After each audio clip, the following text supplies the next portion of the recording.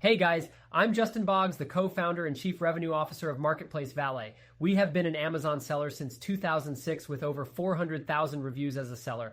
I'm here to help you learn about Amazon, solve problems, and answer common questions. Today's video is about how to use Amazon FBA customer service. Let's get into it.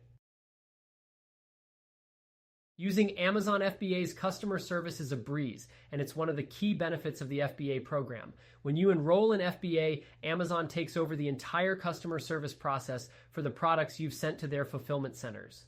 This means they handle everything from order inquiries to returns and refunds, freeing up your time to focus on other aspects of your business. If a customer has an issue with one of your FBA products, they'll contact Amazon directly. Amazon's customer service team is available 24/7 to assist with any problems, including answering questions, processing returns, and handling refunds. As an FBA seller, you don't need to take any additional steps to use this service. It's automatically included when you send your inventory to Amazon's fulfillment centers. You can monitor customer service interactions through your Seller Central account under the Buyer-Seller Messaging tool. By leveraging Amazon's customer service, you're ensuring that your customers receive top-notch support, which can lead to better reviews and higher satisfaction rates, ultimately boosting your sales.